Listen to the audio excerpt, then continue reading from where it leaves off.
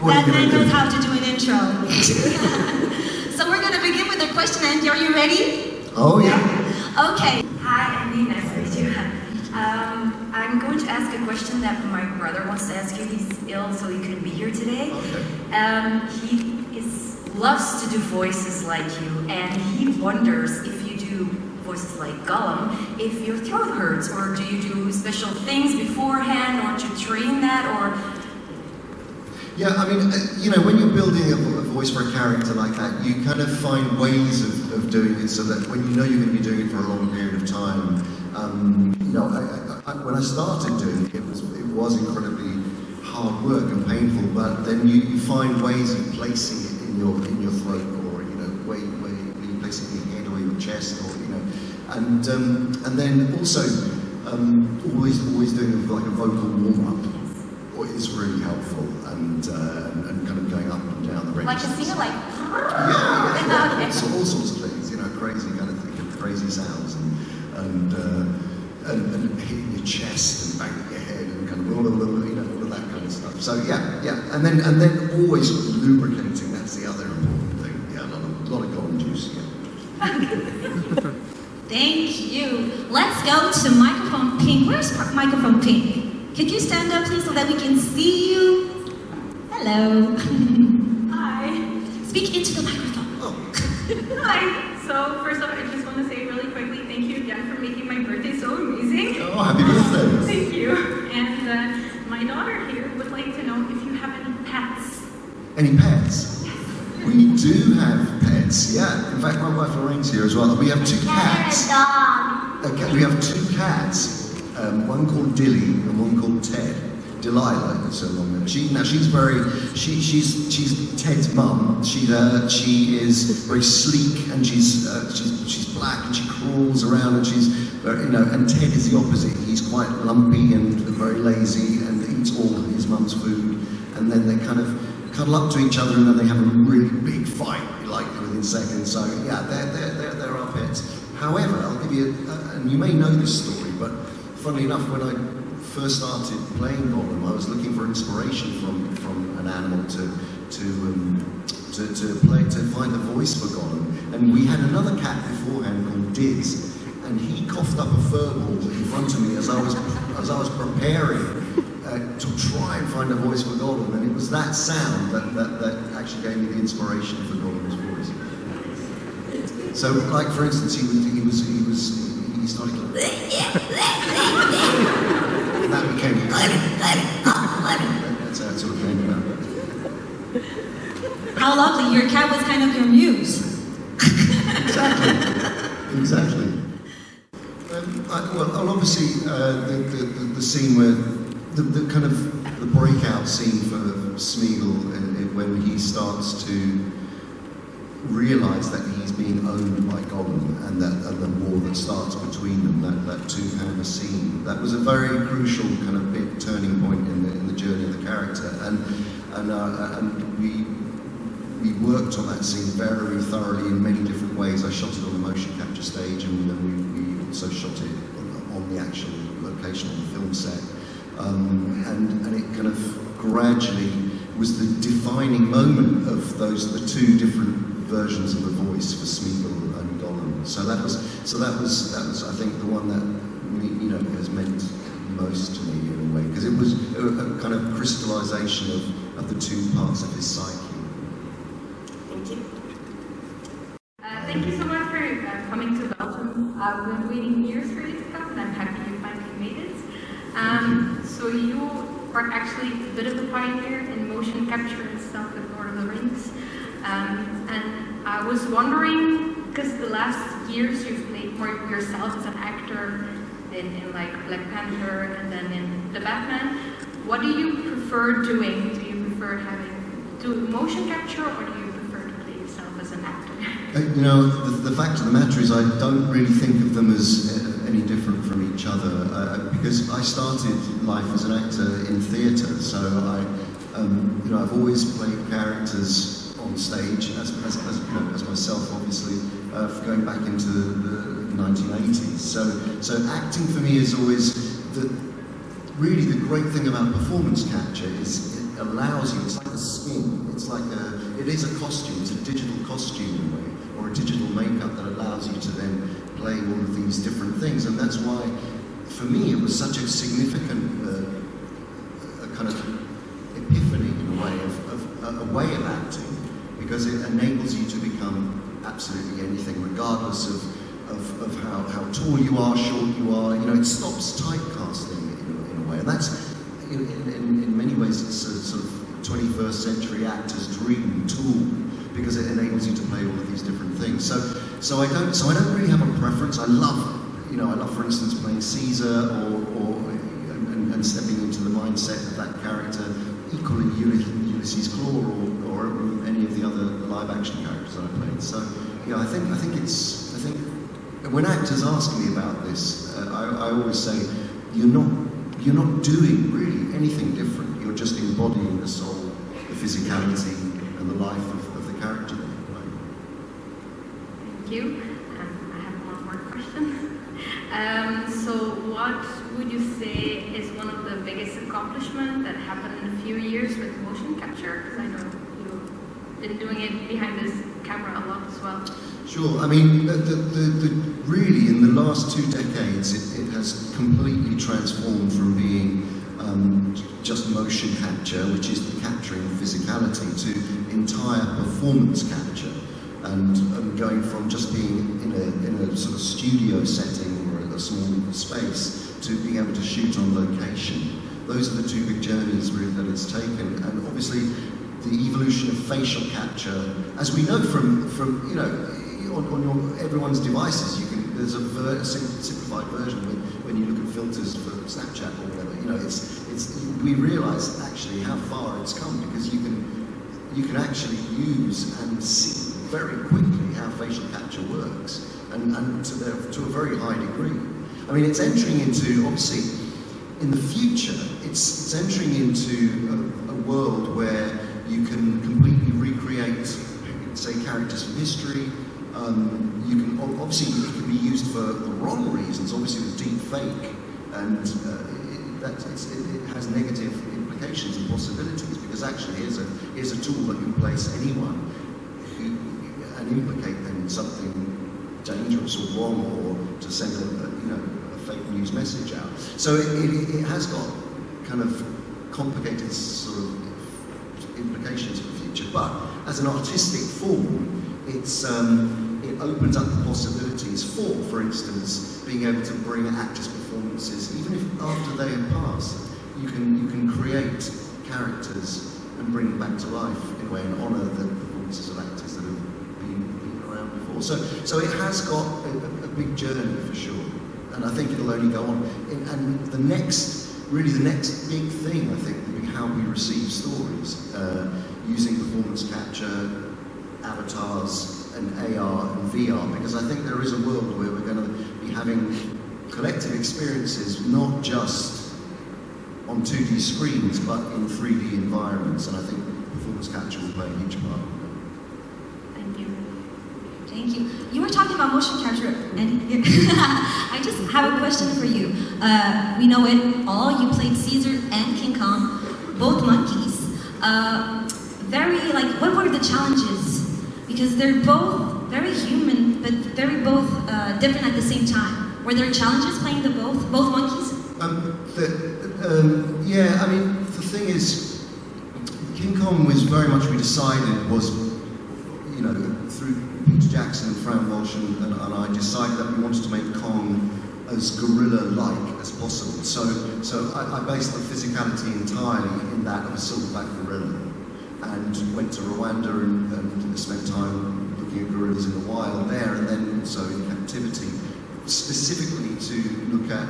We didn't want to anthropomorphize him too much, although his facial expressions, and this is true,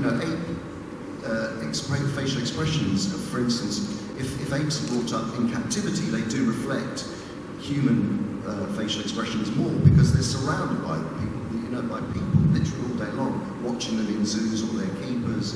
So their facial expressions are very, very different to mountain gorillas, for instance, or gorillas in the wild. who are a lot stiller, and you can tell the energies are completely different. Yeah, they're different. Yeah, and then with chimpanzees, obviously, which was the basis for the Apes movies, that was a different challenge because César was going to go through a transformative journey, which is started by the taking of the ALZ drug, which obviously wipes humans out, but gives apes enhanced intelligence and increases their ability to transform into a more human-like being. So I actually based César on another living example of an ape who was known as Oliver, and in the 70s he was known as the humanzee because people believed he could possibly be half human and half ape. Because I was going to have to take César and take him from birth, and as a young chimpanzee gradually become more human-like. And so that chimpanzee Oliver, who actually in the 70s had a lot of experiments done, DNA experiments, to see if it was possible that he could be the progeny of man and ape. And that was a possibility. So he had a lot of scientific tests performed on him. But he acted like a human being. He would sit in a chair like this. He would sit, and his facial expressions were incredibly human. So it was two very different journeys. Different, but still human. Like they have both emotions. They're both. Well, yes, absolutely. And César's emotional range becomes expressively more human as he goes. Okay, thank you for your answer, Andy. That's a really difficult one. I mean, obviously Gollum was a huge part of my journey as an actor, but I really love playing César because you don't ever get the chance as an actor to, when you think about it, to play a character all the way through from being born to the moment that they pass. So to live the entire life of a character over 3 movies, their entire life was a real challenge, and I loved every step of the way. Another question: why did Smeagol eat Frodo's finger off? He was really hungry. Really hungry. Yeah. Well, why do you think? Because he wanted the ring. Yeah, he really needed that ring. Yeah, he kind of really needed that ring at that moment. Yes, thank you. Thank you for your question. I'm wondering, you and Terry, sorry for the pronunciation, you've worked together quite a lot of times. Sure. You are also both King Kong in 2 different universes. Are you friends or kind of fighting for which one is going to be the next ape on screen? I think both of us have perhaps reached a point where we've aped out a bit. What Terry did for the new King Kong movies was incredible. I mean, he's the most amazing performer, great teacher. He's the most generous-spirited man, and really understands how to connect the body to for actors and to pass that knowledge on. His knowledge and skill on all of the Apes movies was invaluable. He comes from a gymnastics background as well. He was with Cirque du Soleil, and he's supremely talented in all of those areas, and he's a great performer. So I don't think that. Well, I can't see a role that we'll be battling each other for at the moment, but I don't know. I guess there could be. Well, let's see. Thank you. And my second question is, for over a decade, you've mostly played in like big blockbusters, American blockbuster. Is there any plan for you to coming back to more small English film like The Cottage, for example, that I really loved? I'm amazed that it's really weird. In the last 2 days, 2 people have talked about The Cottage, which is a small British comedy horror film which I did with Reece Shearsmith and a director called Paul Andrew Williams about 15 years ago, I guess. And no, I mean, to answer your question, I'm spending more time, I suppose, at the moment directing. And the scale of movies that I'd like to work in more are slightly more auteur-driven, stories. I love big. Don't get me wrong. I love the big canvas of the Marvel Cinematic Universe and so on. But I'm focusing more on certainly from a directorial point of view on the sorts of films that you're talking about. But the fact of the matter is, great scripts turn up out of the blue, and so if it doesn't really matter what scale they're at. If it's a good character and a good story, then that's appealing. So we'll see. Thank you very much. Thank you. My dream is also to be an actress, and I think that's a dream for a lot of people. So do you maybe have some advice for us how to step into this industry? Yeah, there's an incredible amount of talent, around, and I think you will know yourself. You'll know lots of people who are very talented. And I think the thing that really that you have to have as an actor is two things actually. One, you have to have purpose. You have to know why you want to become an actor. What is the reason? Is it to be famous? Because that's not really a good reason to become an actor. The best reason to become an actor is because you want to tell a story. So, along with that, I always say to people when they ask me this, always have a project. Always be thinking about a character. Always be there are the opportunities now with iPhones to make short films, to get stories out there, stories that mean something to you, or characters that you want to work on, that you want to share. Because really, it's the essence of what we do as actors is not. You don't set out to be famous, and I think that's possibly what a lot of people think it's about. But it's not at all about being famous. It's about being passionate about storytelling. It's about being passionate about connecting with an audience and changing their perception of the world. It's a grand statement, but it's true.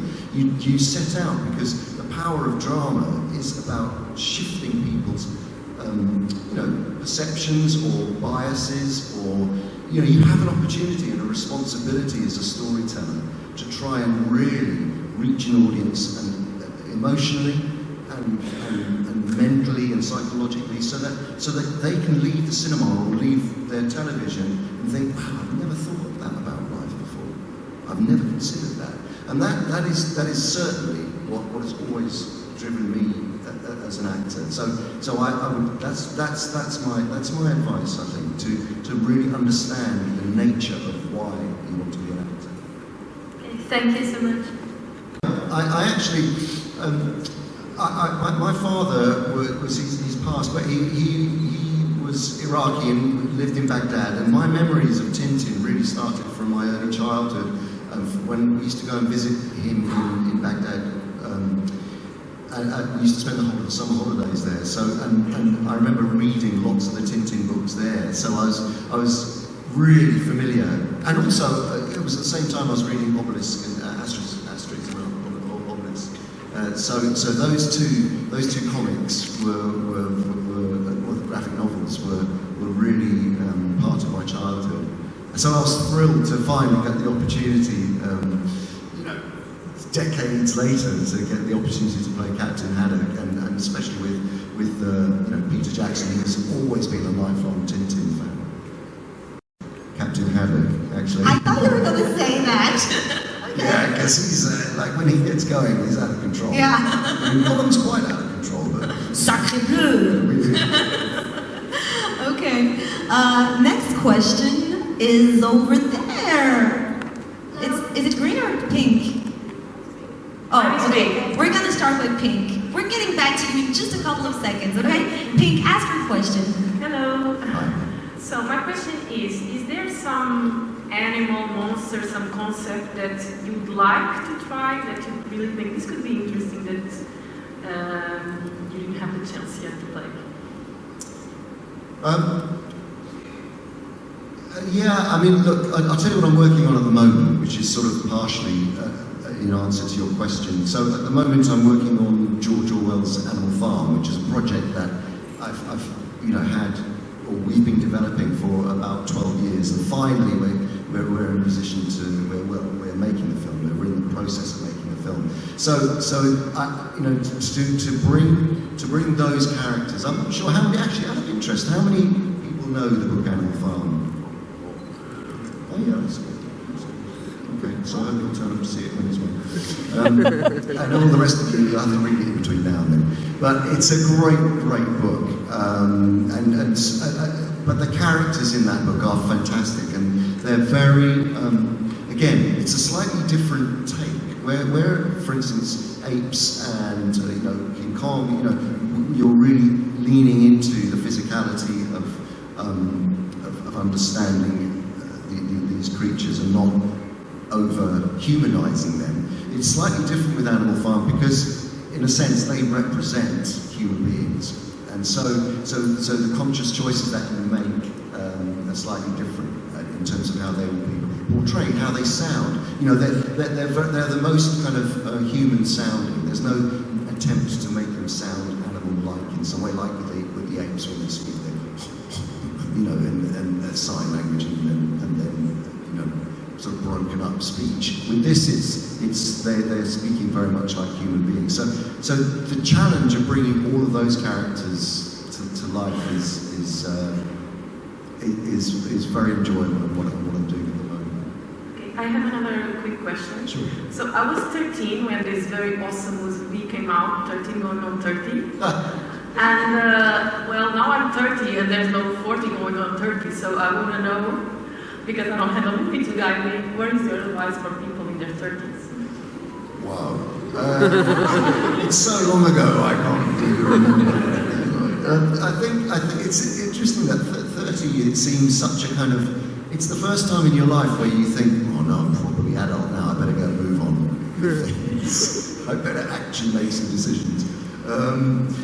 I think, look, you're only as young or old as you feel and think about life, and so age really is pretty irrelevant to me. And actually, as I get older, I increasingly think that's true. And I hope, your body starts to fall apart a bit, but apart from that, kind of mentally, you really are, what age you want to be. And we live in a society, in a world where actually age is becoming really irrelevant, because you see people in the 70s and their 80s, we expect to live that long at least, we expect to have long lives. And I think, therefore, 30 really feels quite like, you're just beginning, really, So I wouldn't stress about anything. I'd say to people who are just 30 or 30, to carry on and enjoy the freedom of youth. Thank you. It was the first time that this facial capture thing was really being used in a big way. And at that time, they had to stick. I remember the first day in makeup, I had to stick 132 little spherical reflective markers on my face. 132. Makeup took about, 3 hours. And they were all placed at very, very sort of specific points on my face. And then at the end of the day, when they came to take them off, and I'd filmed a kind of one big scene, and at that time it wasn't like we have now, where you have one head-mounted camera, and you can just paint a couple of dots on it. This was, like I say, 132. But at the end of the first day, we all tried to take them off as quickly as possible. All the makeup team tried to take them off as quickly as possible, and they picked them off really quickly. We were flicking them off my face, getting them all off, and then we realised that the glue had pulled off skin from every single one of them. And I had 132 red spots all over my face. So I had to go out that evening. I'm like, hello everybody, just ignore the red dots. So that was. So it wasn't. So wearing them actually didn't affect me at all. You kind of get used to anything. Sometimes when you're wearing makeup, you're wearing prosthetic makeup and big layers of mask, kind of rubber stuck to your face. So you get used to all of that stuff as an actor. But I'll never forget the evening after Okay, yeah. Wait, but I also have another question. Go for it. So, as an actor, you usually always have a camera pointing at you. Like every day, there's a camera pointing at you. What was it like? Like having a camera pointing at you almost every day, I guess. Well, you kind of get used to it. I mean, are you talking about like a motion capture, like a head-mounted camera? Or are you talking about just cameras generally? Like the ones they use for filming. Yeah, film cameras, yeah. Well, you know, that's what you get used to as an actor. You understand how to create a character, and the thing is, a lot of people perhaps don't understand is that a lot of filming is waiting around to do a shot. So you spend a lot of time sitting around while the cameras are actually being put up to do all the different shots. But then you get used to, if a camera is very close to you, you know it's a close-up pretty much. If a camera is quite far away from you, that's called a wide shot. And a wide shot or an establishing shot would be like if I was taking an image of you guys, you know, that's a wide shot. So you're kind of aware of how your performance is with the camera. So if the camera's here, you're not going to be moving your head around all over the place. You're going to be quite still. But on a wide shot, you need to make it feel like your character is alive. And if you didn't do anything, it would be like it wouldn't be much to look at. So you kind of have to be aware of where the camera is, and that's part of the skill of an actor is part of the skill is understanding how to adjust your performance to where the camera is placed. All right, thank you. It's a pleasure. I'm sure. Let's think. I remember. So in the very early stages of Lord of the Rings, they were shooting a lot of the Fellowship, and of course Gollum doesn't come until a little bit later. So when I arrived in New Zealand, I spent an enormous amount of time on my own working on the character and Gollum, and I went through so many stages of sort of kind of research and working out the voice and the physicality, and I spent a lot of time crawling about on all fours. And I remember going, there's a beach in Wellington called Breaker Bay, and in Breaker Bay a lot of people take their dogs for walks, but I decided to go out in character as Gollum, and I was trying to figure out how he moves over rocks, and so I must have been crawling for about, I don't know, maybe an hour and a half to 2 hours of just trying to stay in character. And then as I was kind of going up the beach, this person was coming absolutely the other way with their dog, walking their dog along the beach, and they literally passed me and sort of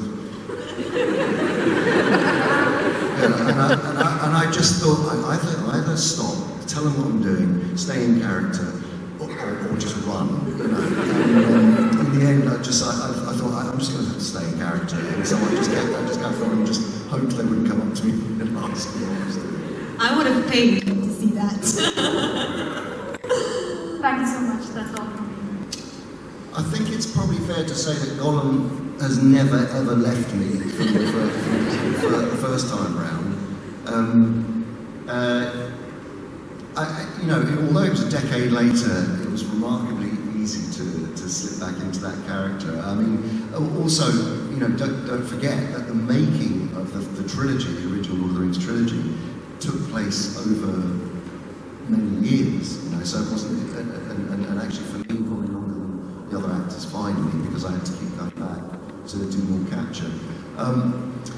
So it wasn't ever, it felt very, very easy, and he was inside my bones, and to a certain extent, if I had to play him now, which is another 10 years on, I could probably do it more than I do right now. And then I also have a question from my friend. Do you and Gollum have any similarities? And the next question.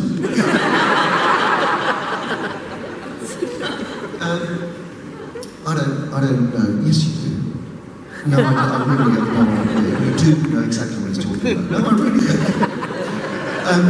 I think, yes, you know, the thing is, he's such a flawed character, and I probably think, you know, I probably associate with that. We're all flawed, and I think that was one of the beautiful things about the character is that although, you know, it's easy to judge characters like that.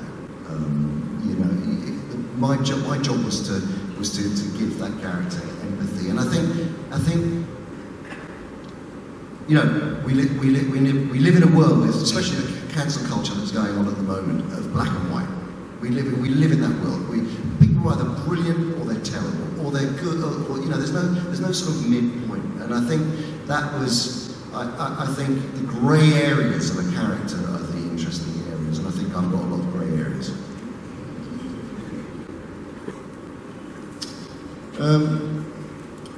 What is my favourite movie?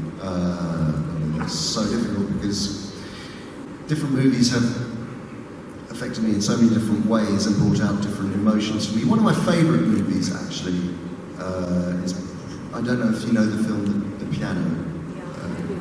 And really, the performance by Holly Hunter in that, yeah. I was trying to think of which. We were talking about our top 5 favourite actors actually last night, and I think her performance in The Piano is an extraordinary performance. It was incredibly moving, and that story affected me and very deeply. And also, I know Lorraine, my wife as well. We share the passion for that story. It's such a beautifully crafted film, and every time I watch it, you marvel at the combination of the actors' performances and the skill in the storytelling.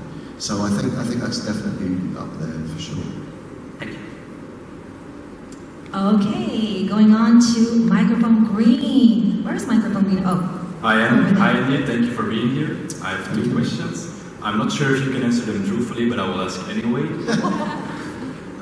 If you could change anything to the Lord of the Rings, what would it be? And secondly, do you have an opinion on the new series Lord of Rings of Power? Okay. No, look. I wouldn't change a frame of the Lord of the Rings trilogy because they are extraordinary movies, and you know what Peter, Fran, and Philippa did with those films is, you know, like, they're hard to beat. They are so complete and kind of, again, this incredible marriage of almost historical accuracy, not that Middle-earth exists, but an authenticity and emotional truthfulness and great spectacle. And just that, I think is, you know, I wouldn't change a thing.